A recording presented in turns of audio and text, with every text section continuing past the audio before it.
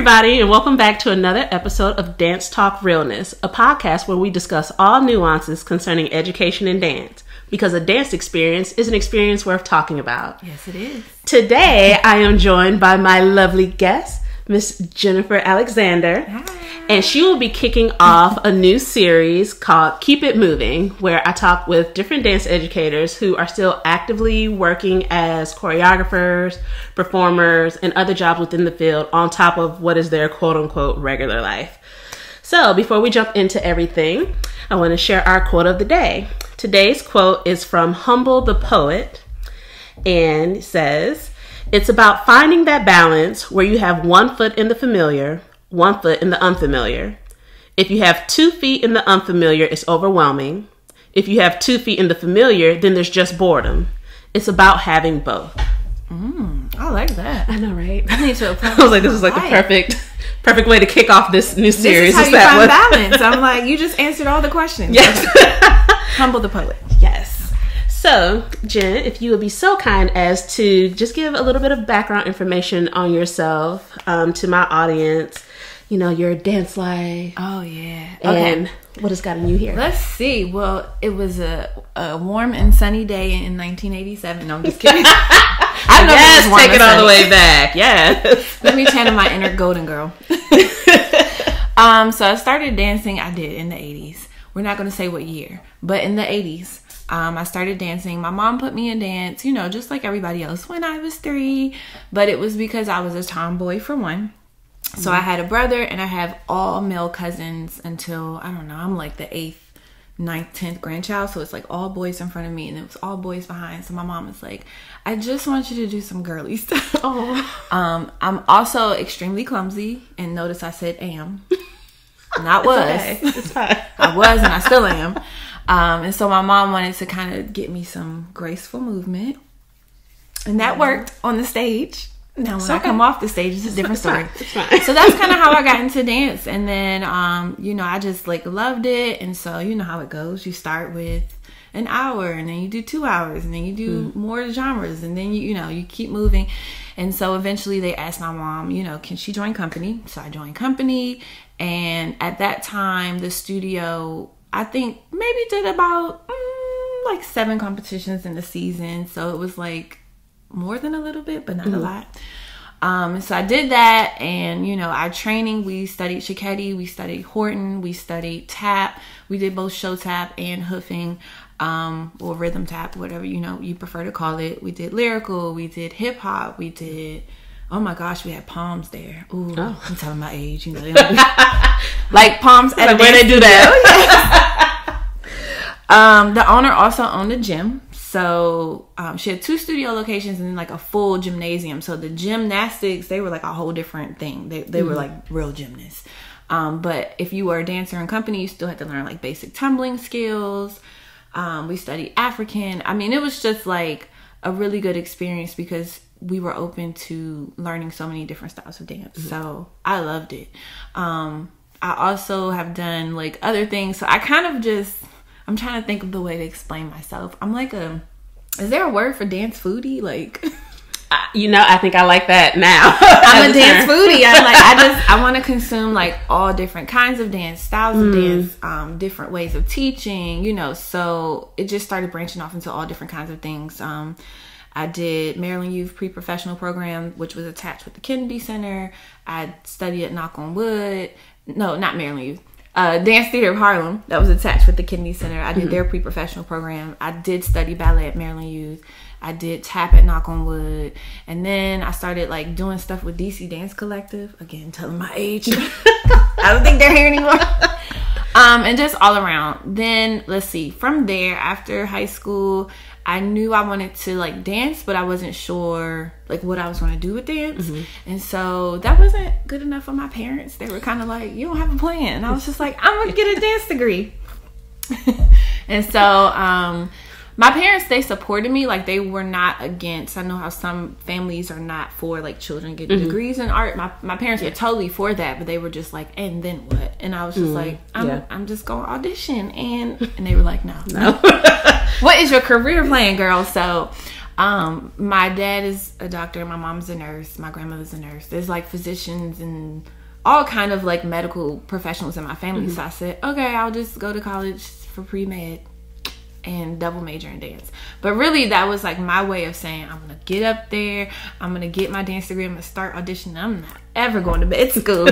Which you see that didn't happen.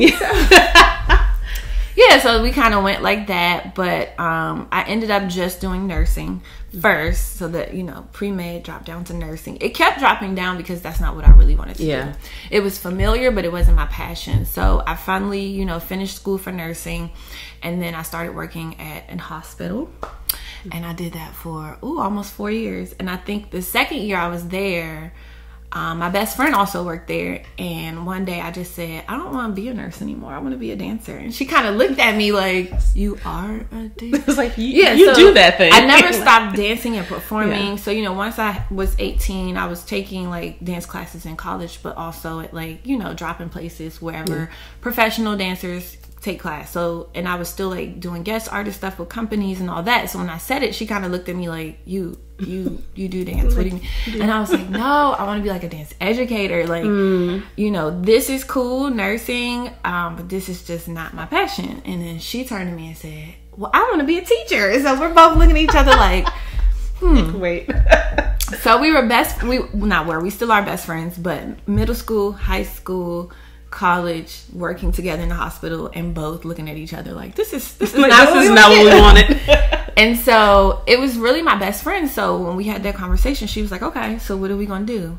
And she's just like, let's start looking up stuff. So she got on the computer, and this was like dial-up, girl. This was dial-up. Yes. She got one time for these kids that don't understand. Tell the age. You will not use the phone and the computer at the same time. You cannot. So yeah, she like hopped on the computer, and she was like, well, what school do you want to go to? And I was just like looking at her like, are we about to just change our whole life? Like, we ain't here supposed to be charting some patients. We got the work done. Okay. But I just kind of was like, we took care of the patients. Yeah, we took care of the patients. We were doing charting stuff. And so she just started looking up schools, and I was like, I guess I don't want to leave, because at that time I was already working with different like companies and universities and dance schools, and I didn't want to leave like my connections, because I felt like I was in a place where I was still growing. And so I was like, well, I don't think I want to go to a school out of this area. And so we just started looking up like every school in the DMV that had dance, like all the colleges and what their requirements were. And then, you know, we're like handwriting it, because again, this is before iPads and all that.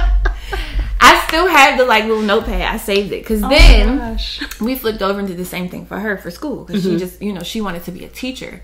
And so that's kind of how it started. And then I said, okay, well, I guess I'm going back to school. Like, and so I go home and tell my parents. My dad was really, you know, he was like, okay, sure. So we'll see how this goes, and you can do it for maybe like a year or two, and then are you going to come back to the medical field? And my mom was like, what? No, you're not. And I was like, yes, I am, Mom. I am.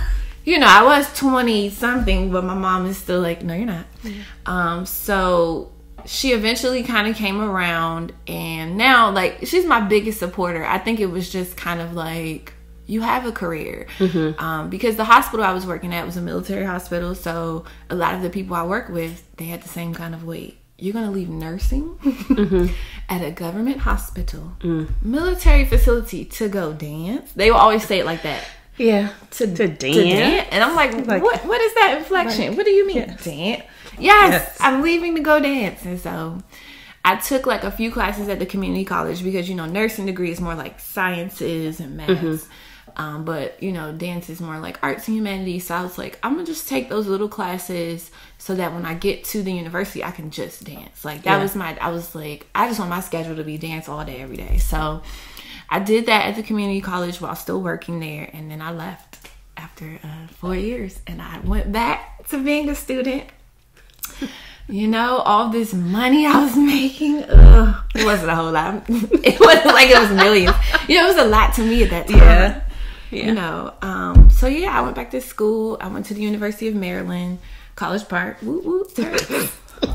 And that was like the best experience, because there were so many different types of teachers there at that time. So I got to like just dance foodie. There we go again. Like eat a little bit from all these different cuisines. After that, I just wanted to go straight to the classroom and teach. And my mentor, I call him my fairy god dance father, Alvin Mays. He said, well, why are you in a rush to teach? And I was just like, isn't that what you do? Like when you get your degree, you go. And he was like, well, you're a wonderful performer. You can teach forever, but you can't dance forever. I mean, technically you can, but you know, like when you're in your prime is what he was saying. He was like, you're in your prime, so what are you doing? And I was just like, should I go, so I should perform now? And he was just like, yes. And so I was like, okay. So I just started like performing, doing guest artists. I did like VT dance, which is Vincent Thomas. I did stuff with Alvin Mays, Jane Franklin, Liz Lerman, Next Reflex Dance Collective. Oh my gosh, I'm like trying to remember everything. Light Switch Dance Collective. So many. There's a lot. I'm gonna just stop there. Because what I wanted to do was just try to guest artists in a lot of places so I could find like what kind of movement that I like, and what kind of company would I want to be with. You know, so I was just kind of just wherever I could. I was going to audition after audition after audition.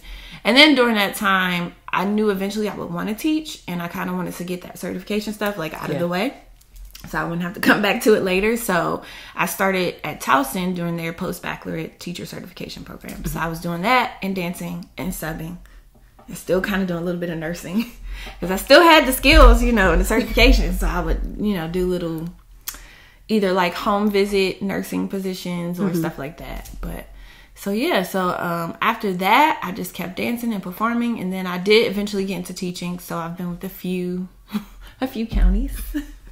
Just again, like moving around because I'm always searching for that next thing. And that's something sometimes I can get a little concerned. Like, I hope this doesn't look bad on my resume. Like, you know, I'm not being kicked out of these places. I want to get what I can get from here and then keep going. Move on. I think also because I felt like I was starting a little later, you know, like I was mid-20s to where most people kind of just go right from 18. And, you know, like dance is a physical business. And so your prime time is, you know, it's just certain ages. And so I was just kind of trying to do everything I could because I felt like I was behind and I wanted to catch up. So I mean, I think that's my journey. I don't know if there's anything else that I left out. So how many counties have you taught? How many counties? Because I only know of the one. So 4. Oh, 4 counties. Oh, okay. You know, off air, I'll tell you every single one. That's not that bad. No. And again, it's not that you were getting like they all have been in the same state. Okay. So I was in the same state. I think the positions got more and more intense. So like the first county, I was working for an arts organization that did an outreach program at the school. So we would go in. So I wasn't technically an employee of the county or the city. I would go in and do that, but we were there during the day, like during the school day. It was a pull out for the students, like during the day. Then from there, I went to another county, and they didn't have any full-time dance positions, and they only had part-time. So I was like, I'll take it, like, you know. And so I was hoping a full-time one would come open, but it never did, because all the teachers in that county, they love, you know, and I understand.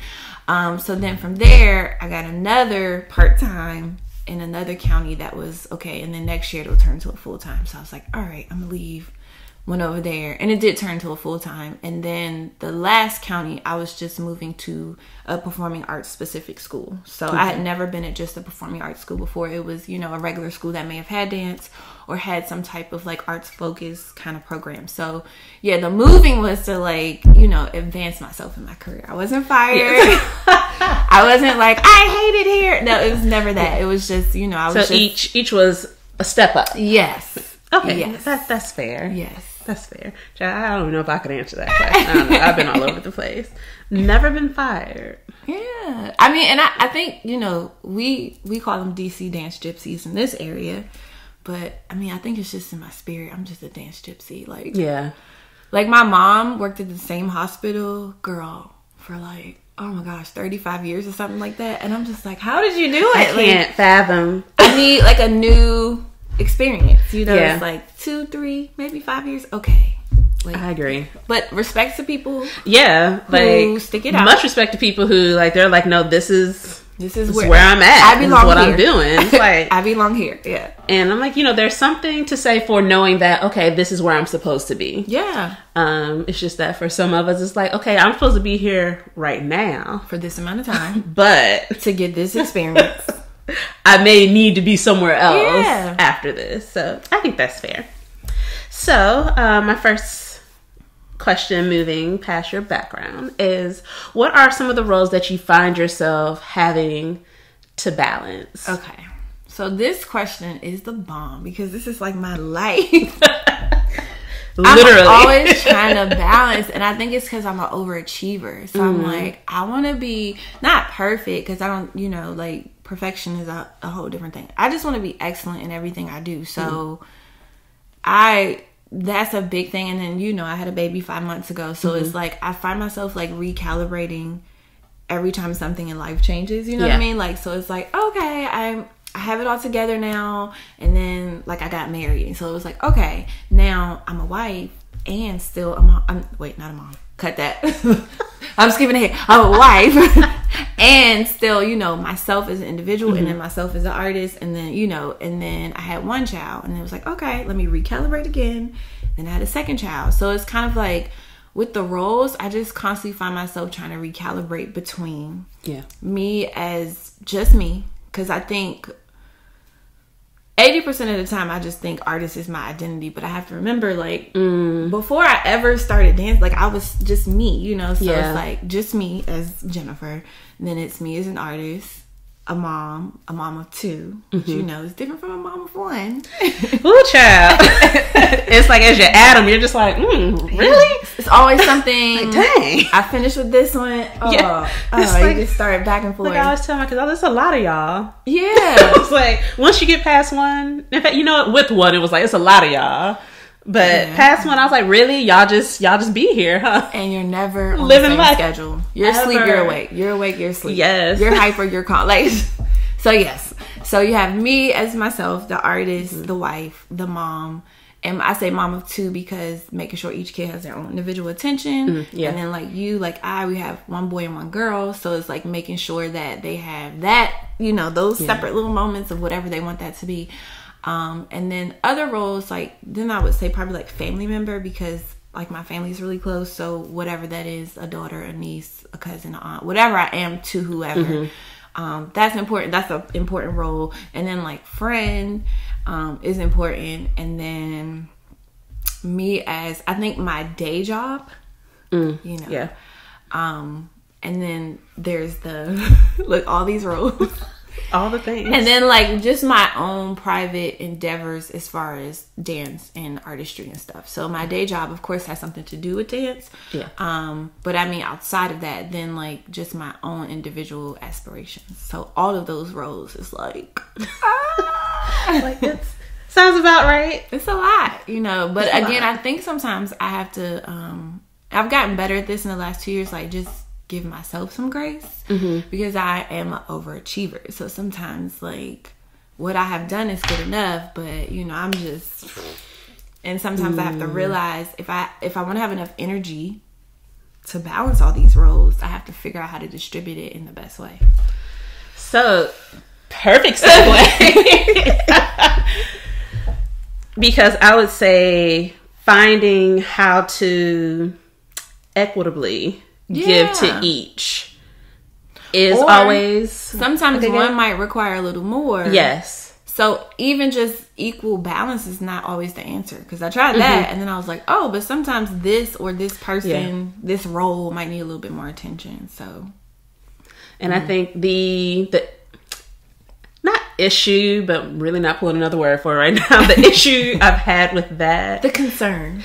Yes. The wondering. The concern. The noticing that I've had is that when it comes to those moments of saying, okay, well, this thing needs a little bit more of how not to feel guilty from taking yep. away from something. Go on and say it. Just say the word. Say mom guilt. Look, because it's real. Go ahead. We have arrived to the elephant in the room. Mom guilt. Because these kids, I love them so much. They are the bomb. But wow.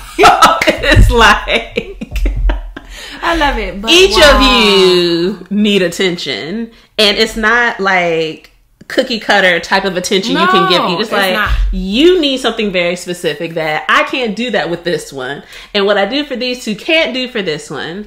And when you do that cookie cutter, I find that like it's just like teaching kids. Like it's really that's not the best instruction. Yeah, it's more detrimental. Yeah. To do that than to just suck it up and figure it out. Yes. Because like now, so with 3, and they're all at a different grade level now. This has been the most ridiculous year. The real MVP. The most ridiculous year because I was like, oh, this is the first time of them being the little 2 are now separated. Yeah. And so they're all at different levels.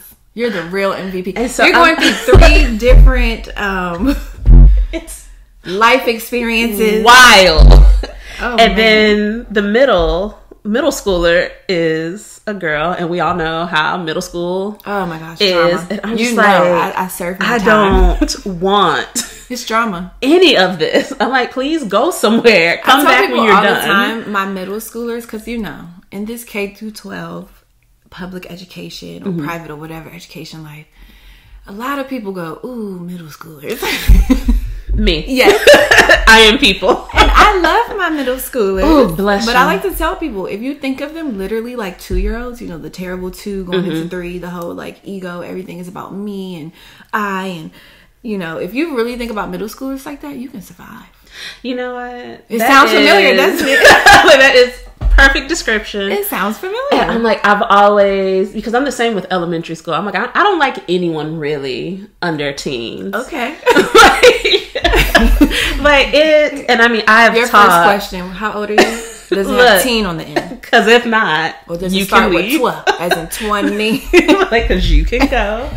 But it was just like I knew early on that I was like, oh no, I don't like kids. Okay. Like, you want some, but but because like you raise your kids, and for most people, like you love your kids. I wish all people did, but there'd be some raggedy ones out there. Okay. But for the most part, like I'm like, I know I'm raising you to be a certain type of way. Mm-hmm. I can deal with you. Right. But then like you're getting these kids who, their home training or lack of is something completely different. And then on top of that, they're dealing with this, like all their hormones and body changing, friends groups changing. I'm like, mad respect to the people who purposely choose. No more recess. No more nap time. Look, let me tell you how that girl was in her feelings talking about some recess. That was one of my heartbreaks. Sis, let that go. School. I was just like, oh my God. I'm like, what were you doing at recess? Were you like running about and playing? And it was like that social aspect, which is important. But I'm just like, y'all are out here being whole people at 3 different stages. Well, that's also the thing about middle school. They're in that middle. So, like, they want to go to recess, but they also want to go to the homecoming game. You're like, excuse me, baby, no. Which one? Do you want to go to the homecoming dance and get you a dress off of Fashion Nova, or do you want to go to recess? But they don't know. Pick one. And they go back and forth. Yes. And that is that middle school age. And then to be a girl on top of that. Yeah. We have it more rough. I'm not even going to go there because you have seen, and some people have seen how I feel about this man versus woman, male versus female. Like, we have it more rough, okay? But for real. We're going to that's a whole nother podcast. Like, oh my God. It's a whole nother podcast. Such a situation. Yeah. And so like she's learning that now, that like she's in the middle of learning, like, oh, so this is what it is. And I'm like, yeah, sis, it don't get better. Like you just learn how to handle it a little bit more. Oh. Like, cause so I always say, I'm like, okay, well my uterus is falling out. Oh. And that is the cue for everyone to know that go run for cover. That's that week. Don't bother. Hey, Mommy. This is how I feel. And run for cover. So she has started saying it. Oh. I can only imagine her like Oh being my at God. school like Hilarious. Can I go to the nurse? My uterus, My uterus is falling out. and the teacher is like, what? What? I was like, I'm so sorry. So sorry for any teacher who has to deal with my child saying that. It is hilarious to me. And so, But trying to figure out how to have even everything you need. between your three, I was going to say like, so like when she's having her time, she I'd be might like, need go to your room. a little bit more attention. But yeah, and then you don't want to feel like I you're don't- pulling from the others. But yeah, And so the little two are, you know, same school, just different levels now. And so the teenager, he's always the one that I always feel like gets shortchanged. No. Because the little two, they're performing artists. Right. He's a visual artist. So Right. neither me or my husband, that's not our field. got it. And I'm just like, I don't know what to do with you. Like, I don't know. And he's older, so you all in your brain you just start to rationalize like he's more independent. And Yeah. So I get that. And so there was, I would say within the past few months, and it's like, it was so sad, but it was so sweet at the same time that, it was like the little two had come home and I gave them hugs and he was just kind of looking at me and I was like, I want a hug too. do you want a hug? And he was like, yes. And I'm like, But okay, so then you know teens are not gonna say it. They're just gonna give you that look like exactly. And so he was like, yeah. And I was like, teens need love too. I was like, I'm sorry, I haven't been hugging you. Yes. But you were like doing that I'm too cool for my mom thing. And so I just figured I would Yeah. like give you that space. And it was like trying to balance that. Whereas the little They're two all the will same. like As somebody who tackle. is taught pre-K to 12, they are all the same. They Yeah. all want attention. They do. It just varies. When do they want it? Yes. And so like finding that balance between love the on three them. because you may want to hug today and then tomorrow you're like, do not touch me. And I'm just like, but you were up on me yesterday. And it's like, that was yesterday. It was like, oh. A whole nother day. It was like, well, fine. Excuse the hell out of me. Because, feel a type of way. But yeah, it's... Yeah, the balancing act, it is tough. Yeah. I think for me, I struggle too because I never, and again, just like how we were talking about, like my mom being at one place, my want was never to just my identity become mom or wife only. And there are some people who are destined to be homemakers, nurturers, lovers, you know, moms to many. Yeah. So again, not knocking anyone if that is your destiny, but for me, I felt like that was not my destiny. But I still wanted to be married and I still wanted to have kids, and I just didn't want that to just take over who I was before, or you know, because then again, you're never who you were before. Who I would be then as an individual, but more importantly as an artist, because our work, you have to move around so much, and so it's like I want to be there with the kids and with the husband, but I got to do this. I got this rehearsal. I got the, you know. So yeah, I just had to find a place where I think I kind of started to compartmentalize. So when I first had my daughter, who is 3.5 now, I mean, you've seen Homegirl. I'm aware of the boba wrap. I would put her in that wrap and I'm like 5, 6 teaching, or I even have rehearsals. I have footage of me like in rehearsal with my company with her strapped to me. Not my company, LSDT, but I mean the company I was dancing with her strapped to me, and she would just, you know, lay her head on down and or I've had her like in the stroller, and you know how like the little infant seat, you sit it down in there and she'll just sit and watch, and she's like, okay, what's going on? We have rehearsal today. She got a little older. We could do like the blanket with, hey, here's some toys. But I kind of also noticed that I didn't want to like constantly drag her around to where I was shifting her schedule, because that's when kids get crazy, right? So if it was like, oh, I have rehearsal until 9 or 9:30, you know, then I'm really not gonna get home till like 10, 10:30, 11. You know, she'll probably fall asleep in the car, but then when I get home, I gotta, you know, take her coat off. It might wake her up. So it was cool for about 6 months, and then it got to a place where I was like, okay, I gotta kind of, you know, make different choices because she needs that stability, and I didn't want to be selfish about like, I just want to be this dance gypsy artist, you know. So I had to find ways to still have that, like still have my moments and still have some stability in her schedule. So we kind of started pulling back. My husband said it was the power of no, because I don't know how to say no. When it comes to dance, you're like, can you choreograph a piece for me? Yep. When? Yeah. Can you do a podcast? Yep. Sure. When? Yes. Can you sub for me? Yep. Yeah. When? I just, you know, it's just, it's my happy place. So, you know, most of the time it does not feel like work. So it's like, just if I hear "Can you" and dance, I'm like, yep. My husband was just like, I know you love it, but because then I would make it through. I'll make it through the whole day, get her home. You know, she gets in bed, and then I'm crashing like, I'm so tired. You know, and he's like, why do you keep doing this to yourself? So I did, in terms of balance, I had to learn the word no, and it was a little bit of FOMO there, fear of missing out. You know, but I want to choreograph for that group. Well, that group isn't going anywhere, and they need more pieces, and you don't have to do it right now. So I kind of had to just start doing that, and then it was a little better. Yeah. So, question: is your husband also an artist? In a certain kind of way. My husband is a barber. That's his passion. And so I say in a certain kind of way because he's a barber that does like designs and colors and different cuts, and like he introduced me to the hair show, which is like a whole different world. Like I was like, wait a minute, I like my hair. So you know, like that's his artistry, and he's really into it. That's his passion. So he definitely understands. Because we both say like we have our like passion job, you know, and then we have like the job that pays the bills. You know how that goes sometimes. And so, but definitely both of us have that understanding of we're always going to do what we need to do first, you know, for the kids or finances or any of that, but we're never going to let go of like our passion.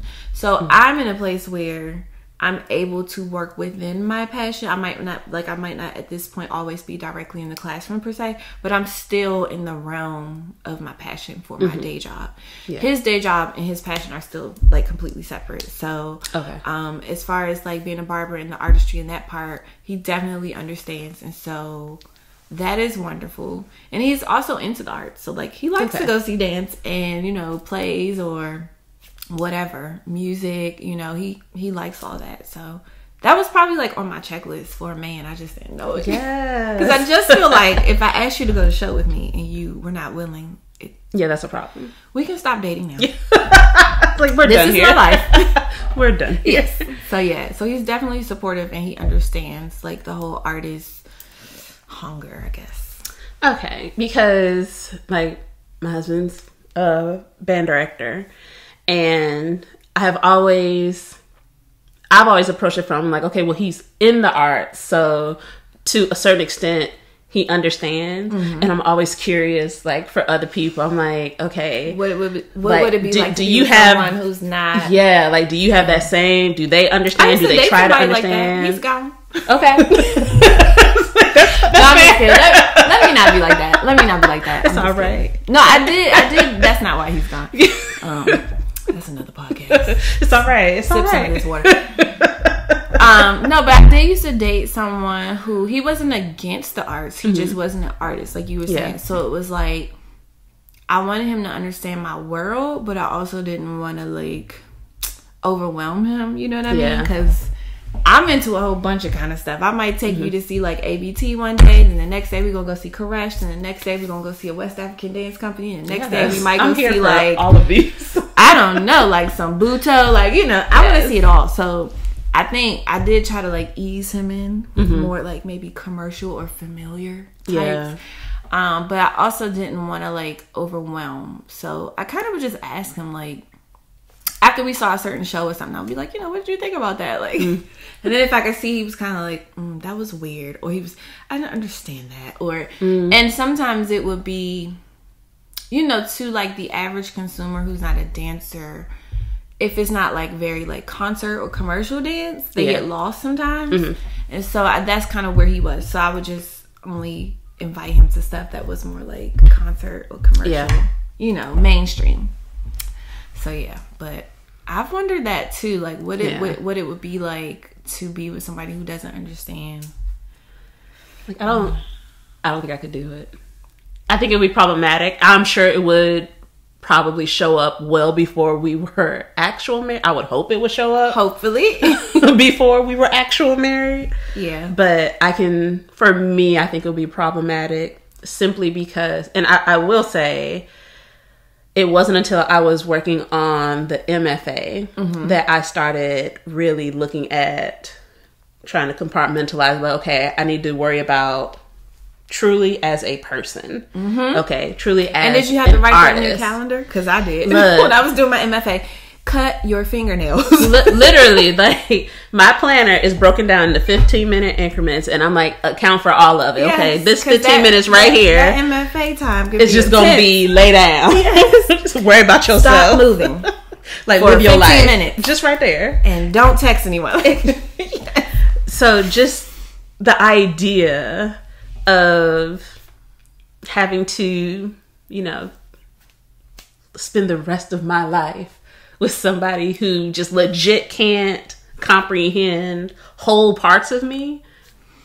It ain't for me. But see, that's the word you said, whole parts, because I think like you're somebody like where I was saying earlier, like I'm an artist, and sometimes I have to go like, no, when you were first born you were just Jennifer, just, you know. But to me it's like one and the same, and I think you're the same person. Like, so if this is like how I'm black, I'm an artist. You know, how I am female, I'm an artist. You know, how I have 2 eyeballs, like I'm an artist. It's kind of like, this is the fabric of my being. And so, no, I don't think I could survive being with somebody who didn't understand. I would just prefer, and I think it's because of how immersed like both of us are.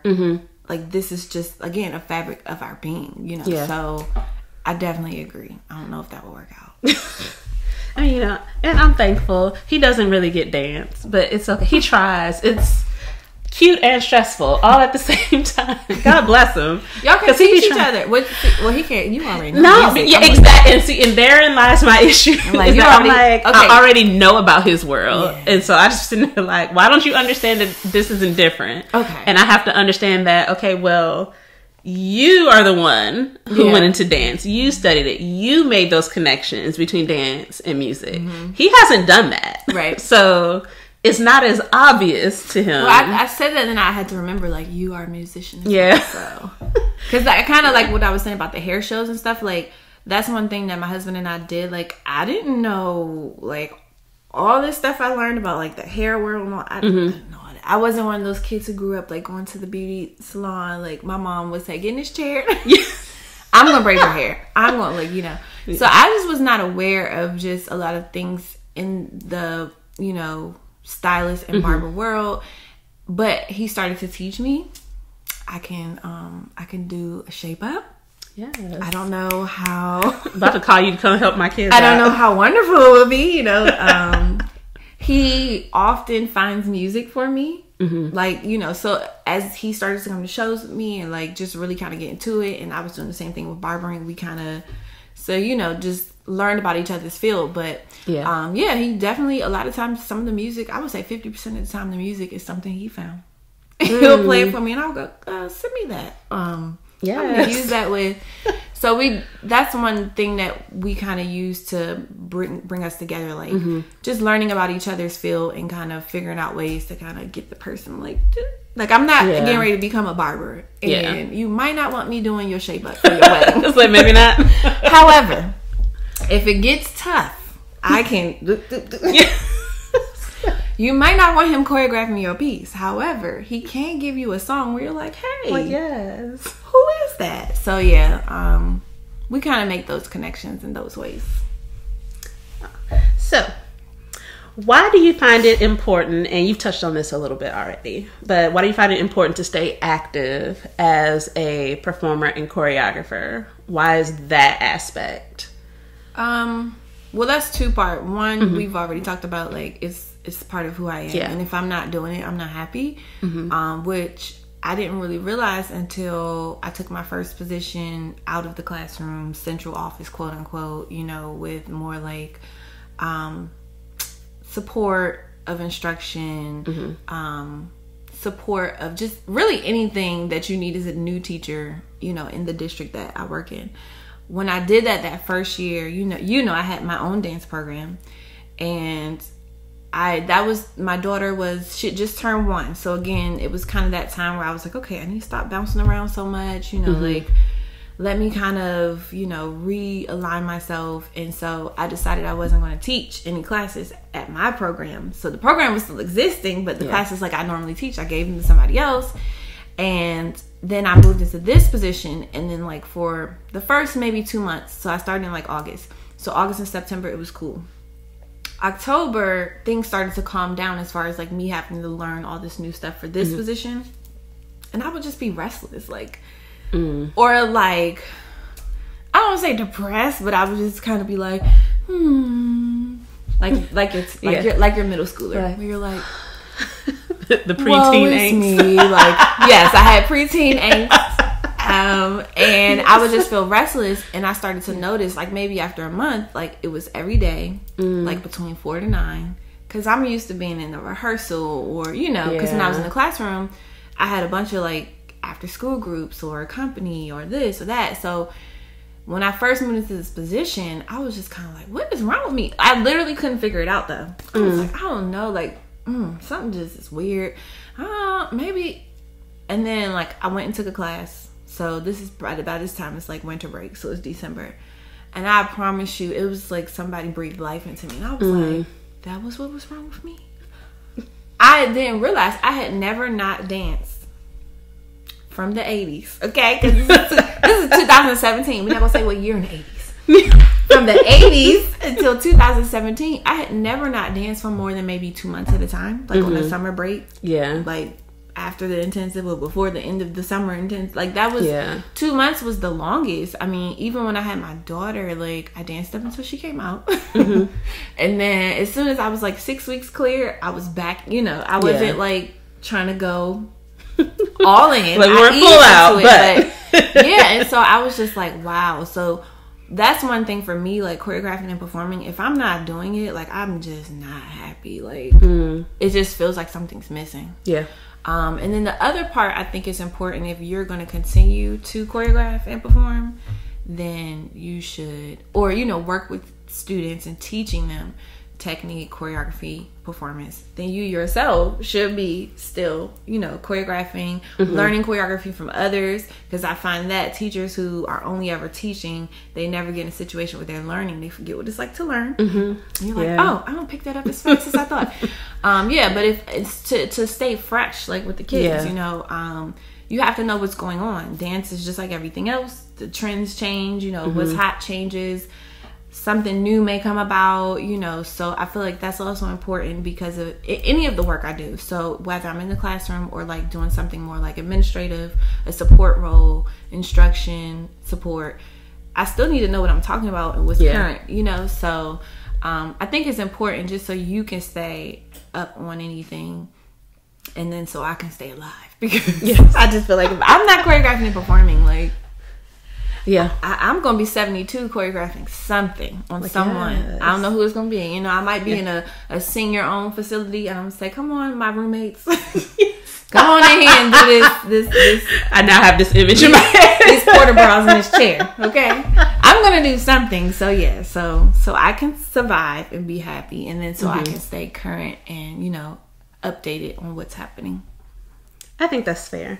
And you've addressed this question, but I'm going to rephrase it in a different way. Okay. So if you were talking to younger Jen, hey girl, and she's just about to really step into this teaching gig with all the other things that are already happening. So right when she's about to step into it, what would be some advice you would give to younger Jen to kind of help, not even necessarily troubleshoot some of the things that could come up, but just to kind of give like a, hey, heads up, this is something to maybe look for. Maybe you could approach it this way. Ooh, that's a good one. The overachiever in me just thought about 85 things I could have done better. Like, you messed up with this. Oh my God. I'm working on that. I'm gonna pray for nicer younger self-talk. Nicer. I've gotten better with my self-talk. It used to just be whatever I needed to fix, but now at least I can acknowledge this is what went well, and now this is what you need to fix. But I think the first thing I would probably tell myself is, surprise, everybody doesn't like dance. Surprise! No, everyone actually doesn't. Yeah. Because I think that was the first. So the first where I worked, the city, this particular school, had some challenging issues as far as like behavior and parent support and, you know, low socioeconomic kind of area. And the kids were split in homerooms by sex. So it was like all boys 6th grade class, all girls 6th grade class. Yeah, and so I was sent there to teach dance, arts integration, teaching science through dance, and all boys, 6th grade. So that was fun. But yeah, so that's why I said the first thing I would say to myself is everybody doesn't like dance. Surprise, because they let me know. You know, when I got there. That's one way to find out. And, you know, so I think I went in like, I'm not going to have these boys do ballet. Everybody's going to do ballet. We're going to do like movement or we're going to do hip hop. No, ma'am. Some of them still were just kind of like, I'm not doing that. Oh my God. Yeah. So to understand, and so, but what I say is to know that, because then I got frustrated. Like, how dare you? This is dance. Like, I am coming in to work with you kids and giving my all. How dare you say you don't like dance? And then, you know, so actually that year taught me every year I've ever taught from there. I just go ahead and say that as the class starts. If it's like a classroom of students where I know everyone in here may not have chosen this, you know, as an elective or whatever, you know, I make it a point to say, I'm aware that everybody doesn't like dance and I understand it and my feelings are not hurt. Like, so that's how because my feelings were hurt. Yeah. I feel like my feelings were hurt. I was like, what y'all mean? I just worked on this lesson and it just, so I had to find other ways to bring them to dance because my job was to teach you science through dance, arts integration, you know. Yeah. So I got to find other ways to connect with the students. But that's the first thing I would just share, that just, you know, everybody does not like dance and it is okay. You know, because I don't like soccer. Don't kill me, soccer fans. Football, the original football. Don't kill me. But I did it. You know, when it was a unit in PE, I did it. I went through it. But you know, so that's the biggest thing I would share, because as an educator, I just thought everybody wants to take dance class. Like, who doesn't? What? This is not math. This is not biology. Like, this is dance. No, everyone does. Everyone does not. Right. So that would be my advice. And I will say that there have been other educators who, like, not teaching dance, who they would say, there's like, oh, but you teach dance, everyone has to love it. I was like, you know what? Actually, no. No. I was like, it's the same as with any other class. There are those who really want to be there. Yeah. Those who are forced. Yeah. I think people get it confused, like, teaching at a dance studio or like a pre-professional program or something like that, yes, most of those kids want to be there because it's an extracurricular activity that they may have asked their parent to do. You know, people pay tuition and things, so it's not something you just like, oh, let's just, you know, it's like, do you want to be here or not? But in the K through 12 world, that is not the case. Everybody does not want to be there. Some people are just very uncomfortable moving in front of other people. So it might not even be like, I don't like dance. It's like, wait, you want me to do this with my classmates watching? You know, so everybody's not comfortable dancing. Everybody doesn't like it. Everybody has not been exposed to it. So I don't know to say if I like it. I don't even know what we're getting ready to do, you know. Yeah. Or they may have only been exposed to like a specific type of dance and they don't like that. And they don't know that there's all these other, you know. So just really understanding that, because my little first teacher ego was hurt. But I got over it. Yeah. I still be in my feelings. It's okay though. Like, you don't like dance? Like, well, dance doesn't like you. Go to Venus. Go to Pluto. No, I'm just kidding. So, this is usually where the guest like has suggested a topic, but Jen decided that she wanted her topic to be her own mini series. Yes. Welcome to Interviewing Truly with Truly. Yes. So I just wanted to have my own moment to learn more about you. Yeah. So the first thing, we kind of talked about this one day, but you know, we can relive it. How do you? Because you know, I have a daughter who's 3.5. She started dance this year. Initially, she did not know mommy was a dancer, and I kind of left it that way on purpose. Like, there are dance things in our house, definitely. She was going to all these classes with me, definitely. But when her memory kicked in as a child, that's when I moved to a different position. Yeah. So she wasn't, you know, I was no longer, like, in the classroom as much and all that. So she at first didn't know mommy was a dancer, and I was like, yes, I think I like this. Yeah. But then she found out, but she still doesn't really understand. Like, she still thinks like her dance teacher can teach me because I don't know the stuff that her dance teacher does. And not saying like her dance teacher isn't good. Her dance teacher is very good. I mean, she just doesn't even think I know the things that like her dance teacher knows. Fine. So as a dance mom and a dance educator, yes, how do you toe the line of your child dancing and not becoming like like psycho stage dance mom? Okay, so I know my approach is not the approach some others would take. Disclaimer, everyone. Full disclosure there. Let's just start here. I am very hands off. Okay. With them. Now that being said, the studio that they go to, I have full, complete trust and faith in them that it is quality teaching happening. And so I'm like, well, number one, I pay enough for you to be learning here. So let me tell you what I'm not about to do. They got it. You better pay attention in class. Bring it out. But like they, in fact, I just looked at the forms the other night. They have their report cards from the studio with things they need improvement on, things that are going well, things that are excellent. And so usually when I get those, then I'm like, okay, I'll go through it with them. And I'm like, okay, you know what this is. Do you want me to help you? Ooh. And wait, is that how you ask them? Wait a minute. It depends on which child it is. I'm scared of truly everyone. If I was her child, I would say, no, Mom. So legit, that's how they be answering. And lean back. People who can hear this, I'm leaning back. I'm scared. So sometimes depends on the kid and the mood I'm in. Okay. That is literally how it comes out. I'm like, do you want me to help you or not? Pick one. Sometimes it's nicer. And I'm like, okay, so I know how to do this. Right. Do you want me to show you? You want me to look at it? I can look at it and tell you. But what I've learned, my kids don't like me as teacher. Because the way I teach, I will stay on it until you fix it. Because that's how I am in my classes. And sounds like me. So being able to differentiate that when it's my own personal child just doesn't happen. I don't separate that out. That I'm like, okay, in this moment, I am not mommy. I am Mrs. Bennett. Welcome to my class. Go over to the wall. So they said these time dues. All right, so let's go look at this. We're going to do 100. Yes. And we're just going to fix it. And so now I wait for them to come to me. Okay. And when they're like, oh, well, this is what we were working on.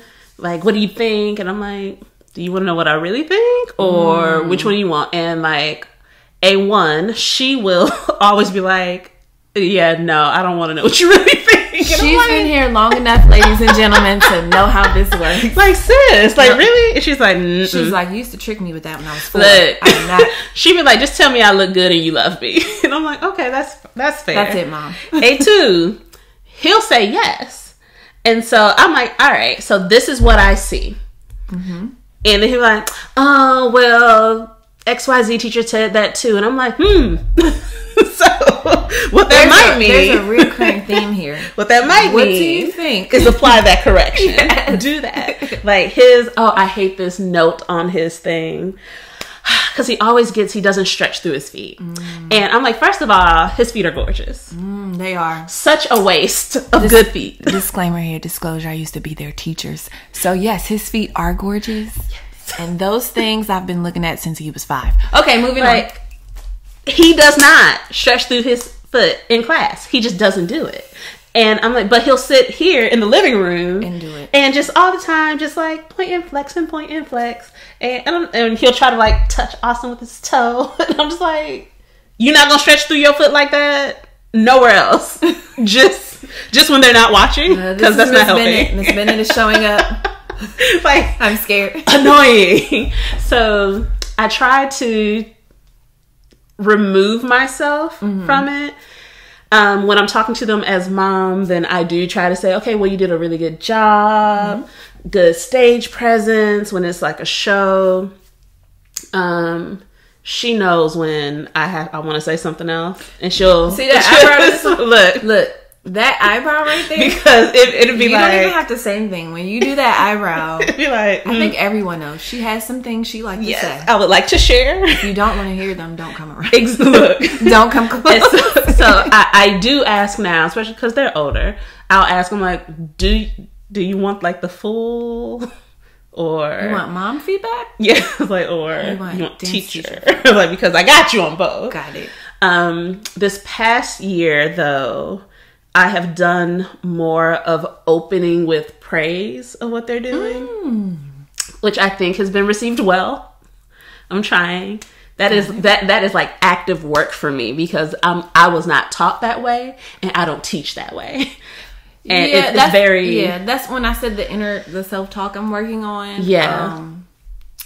And it's weird, too, because when you grow up in, like, a competition studio or, like, a pre-professional program, either or, both of those places value, like, detail and fix it. Mm-hmm. Detail and fix it. So it's like... Your brain starts to work like that. So even as a student, you know, by the time I was, 12, when we finished doing a dance, I'm looking at my teacher waiting for them to tell us, what do we need to fix? Like, it does become kind of like, and I'm talking about, like, I have to say this, Dance Competition World like, Dance Moms TV show, because that is highly sensationalized. I know a lot of people think, but that would just be like if, you know, any other groups on TV, we just say, okay, that's how they all are. So we're talking about pre-dance moms. Nobody's in the studio screaming and yelling. My teacher was not throwing, like, an ice skate at my head. Oh my God. You might get a little pat on the butt. And she did have a stick, but she wouldn't hit you too hard, okay? Or a little butt pinch to rotate. Okay, at the bar, just me. Okay. Like, it's a thing. Just a little, you just need a gentle reminder. Yeah, so if you do grow up in that kind of, like, competitive... you know, training you to, like, be a professional, you kind of do end up being like that. And I had to do that as a teacher, though, right? Yeah. So I had to observe when I was in certain populations where they couldn't receive that information in that way. Yeah. It would just bust them, break them all down. Yeah. Or they put up a wall and it's like... But then I taught in some environments, again, where they're more... in that world where it's the detail and the fix it. So they want that. And you're like, you guys did so. And they're like, what happened at count 8? Because I can tell something didn't go right back there, you know, like, and I'm not in that formation, and they're waiting for. So I think too, as a teacher, like, I had to learn which populations needed what. But I totally get it. My mind still works like that now. Because when we cut off this microphone, my brain's probably going to go like, you probably could have answered that question better. Or you should have said this. Or you should have said, like, it's just constant, like, reflection. Yes. And I would say, I think there's a way to turn that into positive, that, and I mean without changing the dialogue, because some people will say, okay, well, you need to, you know, don't talk like that, you need to say, and I'm just like, nah, they need to fix it. Like, I need you to be clear on. But I think giving them the positives along with, and being clear that I'm coming from a place of, I'm not telling you to fix it because I think you're terrible. I'm telling you to fix it because I know that you can. Yes. And I think that has helped make a difference, at least for her.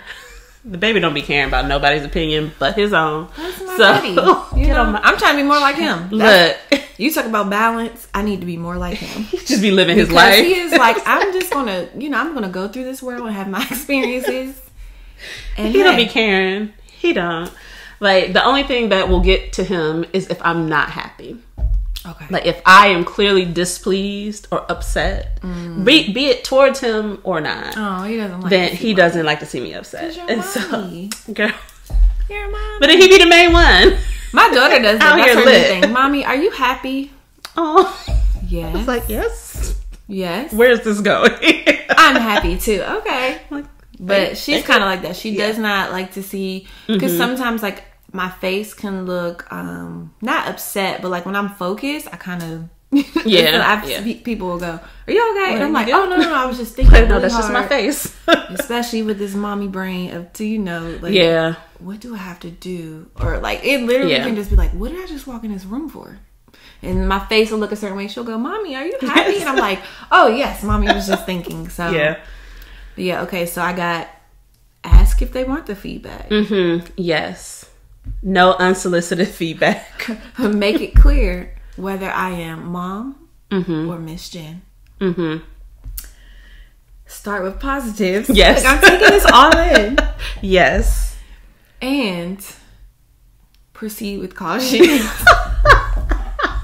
Yeah, you know, I was like over the top. I think growing up, I always was like, oh my God, I'm gonna have a daughter. She's gonna be a dancer. Just so amazing. And honestly, I started working, and I've worked in a lot of studios, girl, a lot of studios. And I would work in some where I would see the owner's daughter or son who does not want to dance. And they are forcing this child to dance. Yeah. And I've seen it both ways, where the kid is good and just, this is not, like how I said about nursing. I was a great nurse. I love dance. Yeah. I've seen it with a kid ain't so good. And I'm like, you keep pushing this child. Yeah. So if I hadn't had those experiences, I probably would be like over the top stage mom. I'm talking like momager of the year. But because I had those experiences, I've seen kids who are not happy. Like, I do not want to do this, but my parent is forcing me. So I did come to a point, like closer, like when I was pregnant with my daughter, like if she doesn't like dance, I'm totally gonna be okay with that. Yeah. Because I want her to do what she likes. So, but you couldn't have told me that like 10 years ago. Like, my child is going to be a dancer with feet, with extension, with stretch, with a twirl. Like, just going on and on. I have no idea. So when I was pregnant with her, I'm like, when am I going to start stretching her feet? You don't let that baby live her life. And you know, because your child shares said ballet teacher. She was like, girl, if you don't calm down, I need you to relax. And I'm like, so you didn't start stretching your daughter's feet? Because her daughter is an amazing dancer as well. This ballet teacher that we're talking about is an amazing ballet and modern, just an amazing teacher. Yes. And so she was just like, no, I just let my daughter find it on her own. I was like, that was, it wasn't hard for me, but like she's not a dance major. That stung a little bit. That stung me too. Stung a little bit. I was like, oh. Look, I wasn't even working there anymore by the time she picked her major. But I would ask her in every year leading. So what do you want to do? Look, and I mean, really just knew she was going to, and she was like, nope. I was like, God, dog, okay. But I will say I do get it. So by the time you told me that about her, I could receive it, because a lot of students at that particular school have more than one talent. Do that, because you can take private dance instruction easier than music or theater or visual art. You know, all the other, it's the easiest, probably dance and music. Yeah, of which I'm going to talk to you offline about the new change in her life. Oh. It's so much. This Put a pin in that. Preteen angst is not what I want for my life right now. And I have like another couple years of this foolishness. And then you have a repeat. You're not done yet. He's just always been lit though. So with him, I'm just like, just don't ready for fight. The action. That's all I'm asking from him is don't fight.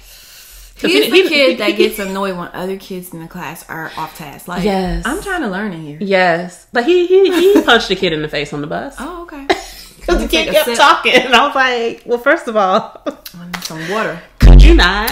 And then his defense was, I mean, but I didn't punch him that hard. I'm like, so you pulled the punch? It's like, yes. So he's like, I didn't really. A punch is a punch. And I'm like, but you punched him in the face. I'm like, sir, same thing for me at this point. Like, the school's calling. It's the same thing. Yes.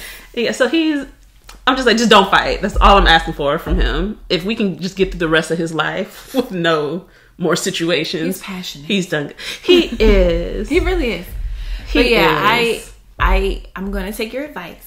Yes. I did stretch her feet when she came out of the womb. I couldn't help it. I was in the hospital room like, doo-doo-doo. I stretched her feet. Oh, God. But I didn't do it every day before bed as I had planned. Oh, my God. Let that baby live. I've been taking the stand back approach. No, well, my best friend, her daughter also goes to the same studio, and she's a dance teacher. But dance and math, ironically. That's her combination. That's an off-air joke. But I can't share that one. I was on the low for like 2 months, and then she came and said, "I told Miss You a dance teacher? And I was like, oh, Lord. Okay. Yeah. But my daughter, she doesn't let me watch her, so she's at one of those places where they have like two-sided glass where if you want, like at certain times you can watch. Everybody, her dad can go watch. My best friend, which you know is like an aunt to her, can go watch. As soon as I start peeking, she watches me watching her, and she stops, and I'm like, I'm trying to watch you dance, girl. Turn around. Yeah, that's the baby. I'd be so mad. Like parent watch week. Exactly. This fool will be up in the class just like. So all of my videos of her that I can show you on my phone start like this. They come from behind like a corner, or like the phone is down on the ground, and you're like, why is she recording the ground? And all of a sudden you'll see me like raise my arm. Oh my God. I can't get you have to sneak it in. I can't get any videos. So yeah, thank you for that advice. I'm gonna try to take it in. Okay. And it gets easier the more you practice those things. Now, my next question. Let's see here. I'll just do one more and then I'll just let it go for this Let's Learn About Truly segment. What benefits do you see? Because I know I have some connections between like dance and nursing. There are some there, believe it or not. What benefits do you see with your music and your dance backgrounds and like connecting them or them crossing paths, or how is it come in handy, or maybe how has it hindered you? Like, was there something when you're like in one thing, you're like, I really, that's a focal point over there. That's not really a focal point, you know, like kind of doing that switching, as well as how they help to inform each other and mush all together and artsy soup goodness. 100% having a music background benefited me. I did not know going into dance that there are so many dancers who lack musicality. Ooh. And it was it was confusing to me because I'm like, but you don't hear that beat though? Like, how don't you hear it? To this day, and like I'll tell my students, I'm like, because I still use the same rubric, even though I'm elsewhere, and I let them know off the jump. I will rip you apart on musicality. Like, I cannot abide by. Find the beat. I cannot abide by Find the beat. You not being on beat. And if I said this is on one, you put it on one. It's not the and of one. It's not the of 8. It is on one. Ooh, you sound like one of my college professors. It was the same music and oh my God! Like, I just drives me crazy. You probably were really good with time signatures. You know, that was one of my like challenge areas. And no, I was good at that. I was just like, wait, is this a 3/4? Is this a 6/8? Well, you probably were just always really good. I could see the music playing as the teacher was teaching the movement before they say, because you're right, they teach the movement and then they go and say, we're going to use, and they tell you what song, they tell you the signature, and then they play it and they're like, okay, let's try it. You're right. So you could see it. And so even that's like an X-Men talent, which makes me wonder, I'm like, okay, what do non-musician dancers see when they're like hearing the rhythm of a movement? Because I see notes. And that's how I know what to do. That if I know something's on the and of a count, then I see an 8th note. It's like I can see what my rhythm should be. So that was extremely beneficial because I started dance way late. I was in undergrad. Okay. Because I wanted to do it sooner, but my parents were like, look, you gonna do music or you gonna do dance? Which one? And I was like, well, I'm already good at music. I know I'm gonna get an A. I'm gonna do that because I'm lazy. And so I knew I wasn't gonna have to. Let me just tell the truth. I knew I wasn't gonna have to work as hard. And so then once they bought me an instrument, it was like, oh yeah, no, this is what you're doing now because now we've invested this money. And what was your instrument of choice? I know, but you know, I don't know if everyone knows. My primary instrument for the majority of my life was trombone, of which I have a tattoo of a trombone for those who are watching the video. That's one of those instruments I've always been like, how do you know where to stop? Like, we'll go over my instruments after you're done. But you know, like, how did you're gonna have to show me offline. It's funny because people always assume for some reason that I got this for my husband, and I'm like, I 1000% was a musician before I knew he existed. This was a thing. Like, it just so happens. This is about me. We play the same instrument. Like, that's how that was. You guys play the same. Yeah, he was my section leader. And, oh my God. Raggedy, that's a story for offline also. Okay. But I played. Listeners are going to get upset while these offline juicy. Y'all be alright. Can't have all my business in the streets. We'll give y'all some juicy another time. Not today. Not today. But I played everything except for percussion and strings. Okay. At some point. Because I was a music major at first. And then I taught music for a little bit and realized I shouldn't be doing that because I would discourage people's children from the arts. Wait a minute. Because I was just good at it. Are you sure? That was one of those things where when people say you have a God-given talent in something, that was mine. That I could pick up on music, no issues. Band director would say, this is what this is, and I would just say, okay. And keep it moving. So when I was teaching it, no one ever had to explain things to me. So I didn't know how to explain anything. I just knew what something was. Yeah. And I'll never forget the little girl who, the conversation with her, it was a 7th grade class, middle school. Wait a minute, why are you doing about middle schoolers like 7th that? grade teaching in North Carolina. Confused. Child. And she asked me, well, why does a whole note get 4 beats? And I was like, what do you mean why? Because it's whole. She's like, well, why does it? I was like, because it does. And I said it like that. And I was like, I shouldn't be teaching this. Because I'm never going to fix it. I'm like, whole note, quarter note, half note, rest. And I'm like, it gets it because it does. I don't know what you want me to tell you. Yes, take it back. Yes. But yeah, I've approached dance from the lens of a musician. So now instead of me having an external instrument, I'm the instrument. And so, I know, right? Okay. I am the instrument. Yes. So when I'm dancing or when I'm creating movement, I'm like, okay, well, what can the hand say during this part? And setting that against, okay, what is the rest of the body saying? What is the torso saying here? What are the legs saying? Like, what is the head saying? Are these the sections of the orchestra? I'm basically, it's like, the way you're talking about, yeah. And so, like, once you put the whole body together, now you have the full band playing. See how as opposed to I only, like, when I'm playing trombone, I'm just a part of. Right. But as a dancer, I'm like, I am the instrument, and that's it. Like, I have to feel all the parts. That's so how do I do it? I am the instrument. I guess I like that one. That was a good one. So that helped a lot, but it has also been frustrating in the sense of, again, so many are not. Like, I ain't gonna drop names. I want to because I'm petty. We're gonna take a quick break. We're gonna go to our sponsors. So you know this person. I'll give you the name when we get off. Okay. Was teaching like part-time, and sis couldn't find anybody's beat if it was injected into her veins and became a part of her person. Oh, wow. Could not. And so then, like, to watch her teach was like, you're legit not teaching these kids how to be on. They're going to be set up that they're going to go take a class somewhere else. They're going to go audition somewhere else.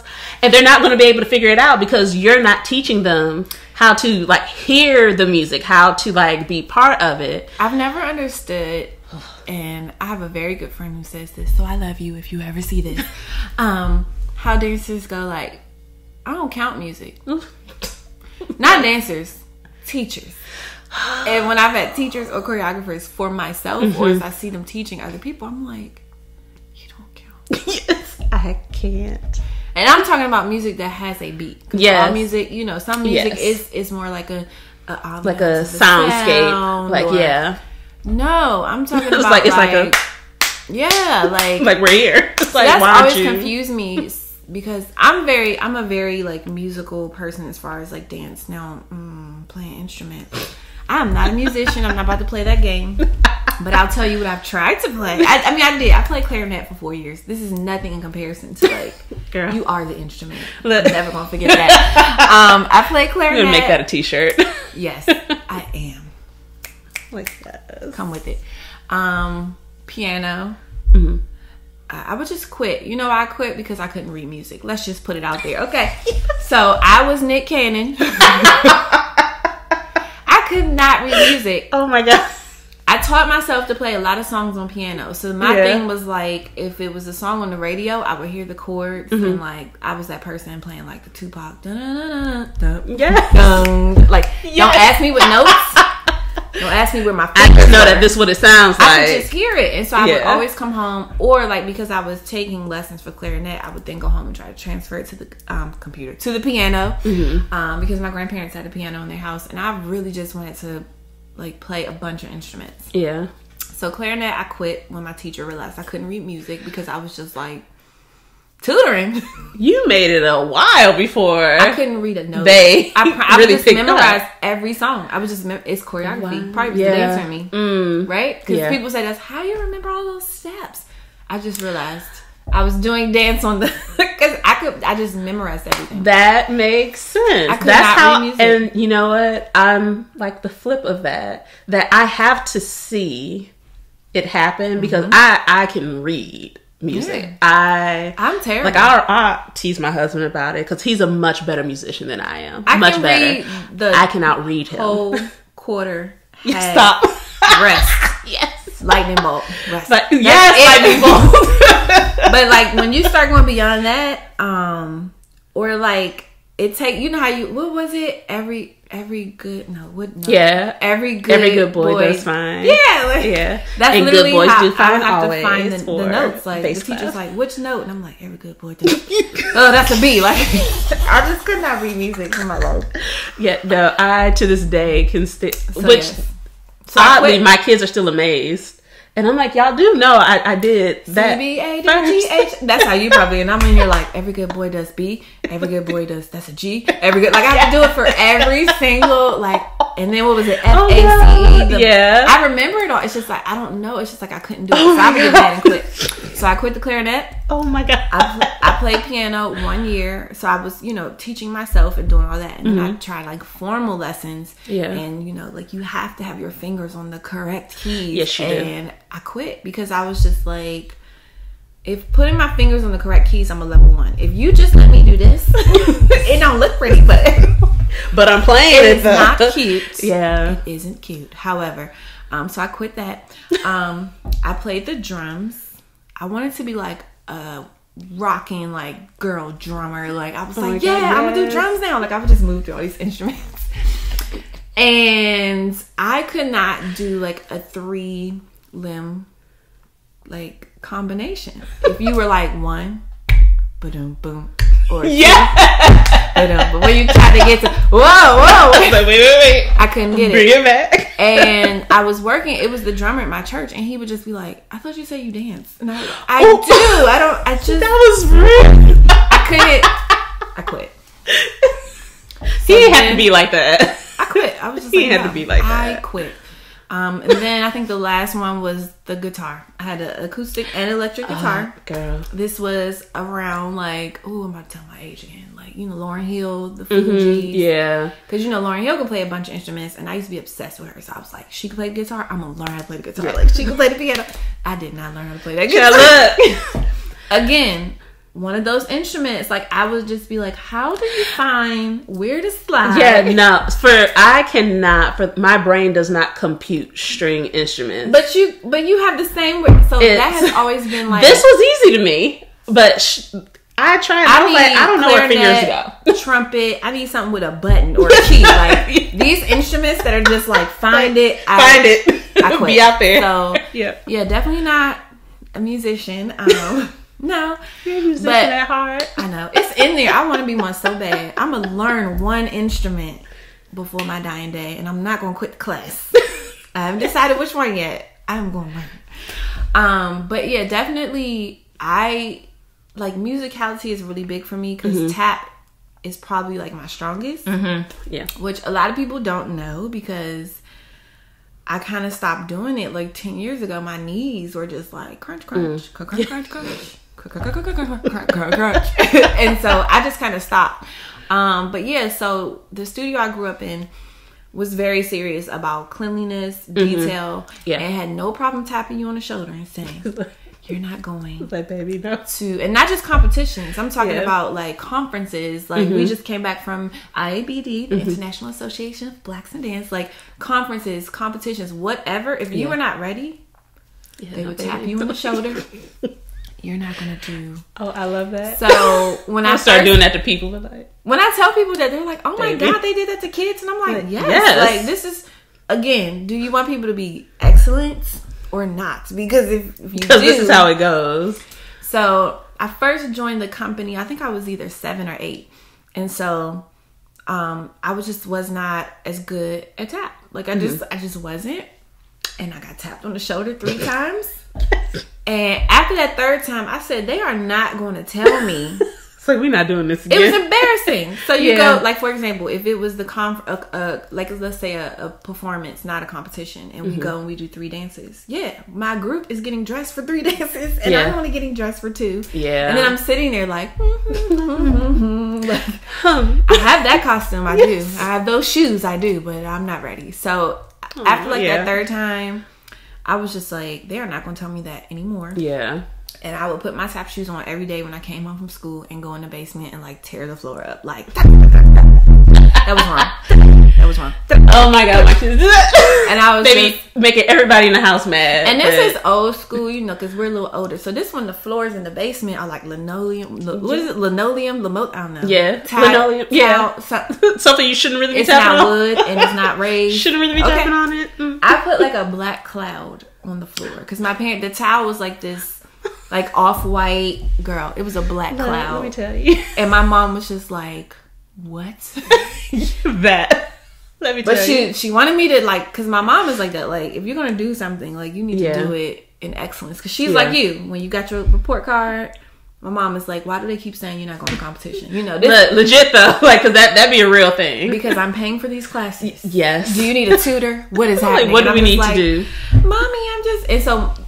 Almost all of them, so the group had like maybe 13 girls. All of them had been in company, you know, since 5 or whatever. So, you know, myself and maybe 2 other people just joined at age 8. And I'm just like, you know, they just have had different experiences. Like, I'm going to catch up. But, so yeah, I just wore that floor out. And then after that, it almost like switched to where I just watched the teacher do the movement and I could just hear all these rhythms. Like I would see how you say you see the notes. I would just see like that, like I would just more so hear that, and then my brain would know I know what a flap sounds like. I know what a shuffle like. So I would kind of learn the steps by hearing the rhythm of the teacher actually doing it, or the teacher that's like that. You know how we do like and a 1 and a 2. So like, from that I would look at the steps, but I more so was learning, I guess, the same way I taught myself, like, piano or all these different things. I would just, like, hear it and say, okay, I know right there that was a this, because that tap movement sounds like... Yeah. And I still was watching, but, like, then it just went to the opposite. It went from me being, like, the worst tapper in the class to the best tapper in the class to... Now, I just tap all the time, and it was the genre where I didn't have to try. You know what I mean? Like... Everybody has, if you do like multiple styles of dance, you have the one where it's just like, it just feels like I got this one. And then there's others you're like, that's not really. And then there are the ones in the middle. I just didn't even have to try. But then that started to inform how I saw movement in other classes, like jazz or ballet or whatever, because, you know, tap has all the syncopation and the rhythms and that is how I learned time signature in ballet. Like, it was late. I was like, oh. Late in the game. If I just listen to ballet, like tap, you know. Yeah. I can understand. But, like, when I say I couldn't read music, I couldn't figure out time signatures. It was just, but then it was like tap just unlocked all of it. And all of a sudden, I could see, you know, rhythms. I knew time, like how you said, when the teacher would be doing the movement, I know you're going to go pick a. Yeah. I could never do that before. I would just, is this a waltz? You know, obviously, at least you could pick out a 3. Good gracious. No, I was just like, okay. The teacher wasn't saying 1, 2, 3. You know, I wouldn't even see it, but you could see a waltz in the movement. I couldn't before this whole tap breakthrough. Wow. So it's weird. Like, I think I see the world through tap. Or see dance through tap. I think that is a good thing. And it's sad. I don't even tap anymore. Ain't crazy? Like, cause my knees again. Crunch, crunch, crunch. It's alright. It's alright. You should. Now I will put a pair of tap shoes on and burn a hole in the floor. And people who know me like post that world, maybe like 10, 12 years. Mm-hmm. I think some of those people don't even know I tap. They would be like, "Oh my God!" And then I'm gonna go. So home. like when you go into the schools, you should do like a little beginner tap. Oh Lord! Start easing yourself back in. And there's at least 2 or 3 who 100% are doing tap. I miss tap so much. I love See, that's your end. There you go. There's at least 2 or 3 doing tap. Don't try to slide and just me in sneak there. in there. Hey guys, like, hey, you need somebody? Hey. Yeah, so definitely that's how my music connection. But again, I'm not a musician. Well, I think no, I'm biased. You tried to be, because I was gonna try to say, but dancers are, and I was like, nope, because so many are not.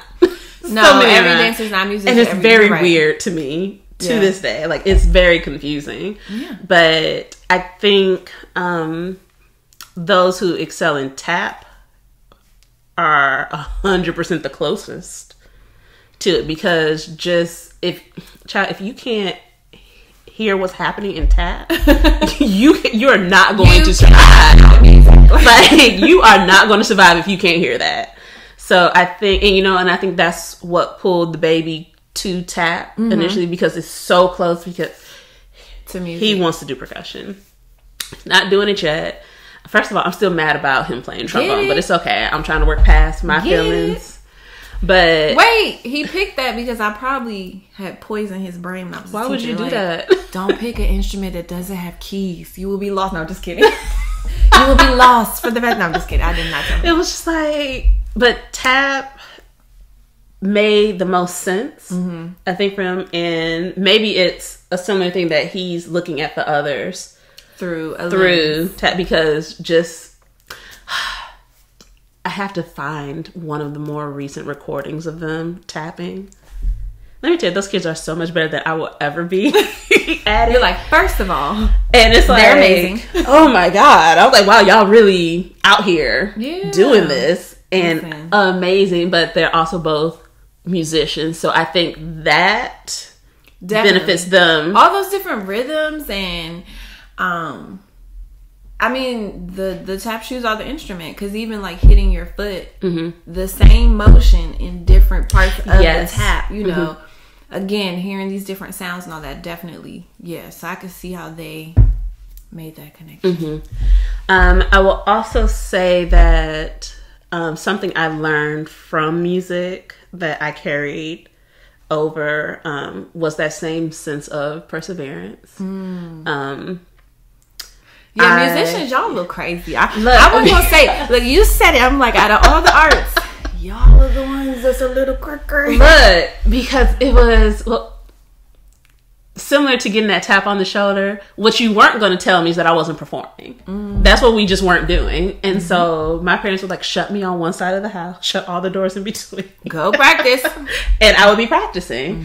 And like everyone would know what my part sounded like in the house, because I would just keep doing it. And so like I was in marching band, and so we weren't one of the ones that had like the little stand attached to our instruments and looking at, no, it's like, you will learn the song. You know the song. I would have been perfect, because I didn't know it would have been great for you. I could have. You would have been living your best life. Living my best. Someone would have appreciated this talent.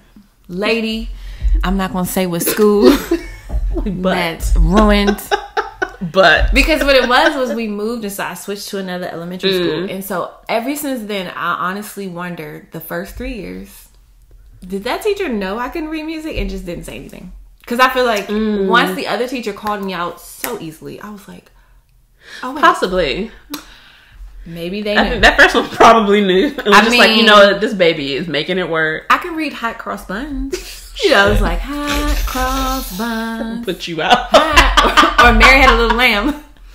You start adding in chords. Oh my God. Take me out. Good I don't know what's happening. I don't know what's happening. Or like multi notes, not a Ta or TT, but oh my God. I don't know what they're called. When you start doing all that, I'm lost. I don't know what's happening anymore. I think we're gonna add that to your list. We're gonna teach you how to read music. I just want you to move beyond. Can you teach me as mom though? I don't want Miss Bennett teaching me. I heard what you were saying before. I don't want Miss Bennett teaching me how to read music. I want mom to teach me how to read music. Okay, I'll be. Thank you. I'll be mom and I'll teach. But I will say that being able to, and some of it is being a perfectionist, which I'm trying to work myself out of that and focus, because similar to what you said, that I want to be excellent in everything I do, but I kind of take it just a little bit too far. Like I just kind of jump right off the edge. People like us aren't doing 2 or 3 things. We're doing like 8 or 12. So yes. Like, and so it's just a lot of excellence. A whole lot. And so I'm trying to back away from perfection. Like you can still aim for excellence without beating yourself up over being perfect. And that's one thing I had to say to myself. Excellence and perfection, they're not the same thing. They're not the same thing. Yeah. And so, but I wanted to be perfect. And so it was like, okay, it was the craziest way that I learned music, because I could hear it. So I always knew when I was wrong. And I was the person who, I could have played the whole song and mess up on the second to last note, running from the top. Yes. Do it again. That sounds perfectly normal to me. Do it until you can play all the way through. And when you play it all the way through, a few times perfect. Back to back. Because that one time I didn't look. Exactly. That was a fluke. I promise you we're nice teachers. Look. I'm like, where did these ladies teach? Like, I'm not sure. Like, they rough. Like, yeah. But no, and I teach like that I'm like, run it back. Yeah. I was like, one good time. And let's make sure that wasn't an accident. I'm going to let you finish. I'm not going to stop when you make a mistake. I'm gonna let you do the whole thing. Nice. You messed up. We're gonna do it again. Let's go back. We're gonna do it again. This 6-minute piece. You messed up at 42 seconds. Yes. We're gonna do it. Oh yeah, no, they used to hate that at the high school. I'd be like, so we're gonna do it again because you messed up here, and here. Yeah. And it depended on the day if I would stop it right then. But sometimes I would let the mistake happen and let it be almost to the end. Like they're getting to that last section. And I'm like, I was trying not to stop you, but. This is Mrs. Bennett. See why I said I want mom to teach me how to read. I was going to let you finish, but. Oh, man. Run that from the top. You messed up 2 minutes ago. Do it again. So, yeah. Well, thank you for sharing your musical and dance connections. And listening to my little story about my adventures with instruments. That's what we're going to get you on track. Listen, at least one instrument and be able to read music. I was actually probably the best at that clarinet. She caught me though, and like we should just pick it up from there. What was said was, since you don't know how to read music, and you're an advanced band, you can go back to intermediate band and focus. Because really, beginning band is where you learn how to read music. And I was just looking at this lady like, you think I had to switch into this school? You know, I was already in my feelings just about changing schools. Yeah. Had nothing to do with this lady. But I'm going to take it out on you anyway. Because I'm 12 and I don't care. Like, yes. So, no, I quit. I'm good. I don't want to. Yeah. Yeah. I would say I quit band for like 2 years. I didn't play 8th grade, and I didn't do freshman year, and then I started back up. So, because what happened was, I'm like, those are weird places to quit. I thought very weird. Like 4th grade when I first started. Very weird. We were supposed to play for the little ceremony, so I was in 7th grade, and there was a permission slip, and I left my permission slip at home, and so I'm like, I can't go if I don't have the permission slip. Like, you will not let me out this building if I don't have it. Right. And so I'm in class. And so the band director kept sending people to come pull me. And she's reaming me out. She's like, well, you need to get the permission slip. And I'm like, how? Like, my mom is a teacher. My daddy works. Like, there's nobody at my house. I can't leave the building. Right. I can't do any. Like, if you call her school, first of all, she'll be mad. But you can ask. She'll tell you she signed it. But I can't get the paper. This is what made you quit? Yeah, because she was pissing me off. And I was like, you know what? Bye. I just won't play. I can't talk. That's not me with the clear. Bye. I can't. And the last time she sent someone to come get me, I was like, tell her I'm not coming. I quit. Oh, is that what she said? Yeah. You sound like A1. Look, when I tell you I got it all back, I got it all back plus some. And I'd be like, I don't like myself. Like, child. I be looking at her. Go to your room. Be looking at her like, y'all ain't beat me enough because this looks familiar. I don't like it. Y'all should have done something. Disclosure, we mean whooping when we say beat. For clarification purposes. When some people's like, beat. Like, oh my God. Like, nah. That's some of the stuff she do, I'm like, y'all should have. Yes. Like, out of pocket all the time. And I'm like, it's stuff I know I did. That's my buddy. I don't know what you're talking about. But oh my God, you want her? They're both my buddies. You can take them both. What you're talking about. Like, just get me through. I'll take her back in I'll take her back in college. High school girls be tripping too. I don't want that either. The baby I'll take back after middle school. Okay. Got it. Her, she got to make it to adulthood. Because I can't. You're like, girl, call me when you got a house on the car note. Bye. Let me know when you're on your way. Let me know. But yeah, it's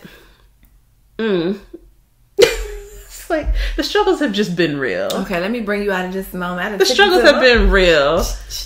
Put it back. Because now I'm back in 7th grade. Like, this chick really was like upset about this permission slip. Come out of that permission slip moment. Just bring it on. 2 years. 2 years. But then I picked back up. Let go of the permission slip lady, and I'm going to let go of the Nick Cannon, you can't read music. Oh my God. Let me stop calling that was wild though. I admittedly will probably start a sentence like that though. Like, well, since you can't do this. I tried to play it off, but when she put a new sheet of music in front of me, a song we've never played that was below my level, so I just couldn't. Yeah. I said, what song is this? You gonna try to go through the memory bank? We didn't do this at the school I transferred from, an intermediate band. Like, yeah, but it was over, so I just let it go. It's okay. We're gonna let get it you go. back on track. Ball that up. Throw it over there. We're gonna teach you how to read. I'm a better dancer anyway. That's what I want to say. Okay, so before I let you go, I have my ultimate dance trio question. So your goal is to narrow your answer down to just 3. It may be difficult. It's okay. It's a good one. I like this one. So, if you could choose any 3 dance artists in the world to set a piece on, past or present. For me to set a piece on them. For you to set a piece on them. Wow. Which 3 would you choose and why? Oh my God. I know. I like that one. Wow. I have never been asked, like, me setting a piece on a legend. Wait a minute. Let me think here. Okay, so one would be Pearl Primus. Because her physicality and, like, athleticism is, like, I don't like to do dances like that. Because I'm tall, and it takes a whole lot for me to move in the same time as, like, shorter people. But I love to choreograph like that. Up, down, like, you've seen. Yeah. Move over here, do this, jump. So, like, just the way she moved and, like, the power in her movement, and, like, the conviction in her movement. Like, when I first learned about Pearl Primus, like, I want to cry. Every time I watched, I would just be, like, drawn into the screen. Because obviously it wasn't live. I'm not that old. Even though I had kind of dated myself with some things. We're not there. The 90s were just a minute ago. They were. It's fine. They totally were. You're what good. Are you talking about? Like, you're good. Yeah, so just her intensity when she's performing, her athleticism, her physicality, like, and as a more juiceful woman myself, I say juiceful, curvy.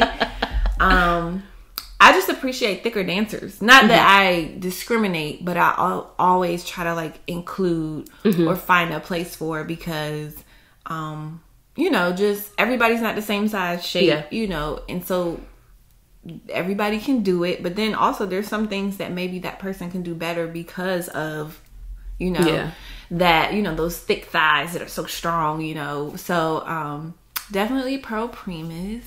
Oh my gosh. Like, I feel like you just asked me, like, if I wanted to meet my idol tomorrow at 12. I'm, like, giggling over here. Okay. All right, so I need 2 more. Probably Gregory Hines because yes, I'm obsessed. Yes. I've probably seen the movie Tap like 862 times. I watched Wait and Exhale a few times, even though I shouldn't have been watching it at that age. But he was in it. I was like, oh my God, Gregory Hines in a movie, like a regular movie. But yeah, like he just, because he could tap, but he could do other styles of dance as well. And he was just smooth, like he was just smooth. I don't know. And then he kind of reminded me of my daddy, and I was like, oh, I wish my daddy could tap. Aww. You can't tap, daddy? Okay. So Gregory Hines and Pearl Primus. Okay, I need 1 more. Oh my gosh, this is so hard. Woo. I'm trying to think of what other type of movement I want to satisfy. I'm in the contemporary world. Wow. Okay, give me 10-second countdown. I'm gonna have a name. And 10. Woo! 9, 8, 7. I'm stressed out. 6, 5, 4, 3, 2, and 1. I'm ready. Camille A. Brown. Yes. Because Camille A. Brown is just off the chain. Like, I have never seen her do something where I feel like she didn't just like lay out the stage. Like, I'm about to leave it all out here. Everything I got, and then I'm gonna go back here and die. Like, because I just left everything, my soul, my energy. She's such a diverse mover as well. Like, when I really started studying her and just her choreography and all the different types of movement and genres that like encourage and influence the way she creates. So she's somebody to me that I would say I feel the closest to in terms of being like this melting pot of dance. She can do a lot of different styles and well, and then she's just like this little powerhouse, like girlfriend be moving. And I think I have a slight obsession with shorter dancers. Only because, having long limbs and long arms, like doing compact stuff, oh my God, sometimes it's like so uncomfortable, or moving as quickly as a shorter dancer. But I just admire like the way she moves. So yes, that's my list. Ooh, that's a Pearl Primus, Gregory Hines, and Camille A. Brown. Yeah. Could they do a trio? Yes. They probably could. Yes. I'm a firm believer in yes to that. Wait, was this a solo, or was this 3 solos, or was this they're going to do a trio? It's whatever you want that piece to be. Okay, I had to clarify the question. I was thinking 3 solos. It's your new work. Now I'm like, ooh, the 3 of them? Okay. Like, yes. So those are my three people. I think those are a great group of people to end this off with. Thank you. All right, so thanks again for joining us here at Dance Talk Realness. Be sure to follow on Instagram, Facebook, YouTube, iTunes, all the things, all the places. All of the things. Make sure that you like, review, subscribe, answer all the audience poll questions that I post on Instagram and Facebook, because I want you all to stay a part of the conversation. All right, so looking forward to talking to you soon. See you next week. Bye. Bye.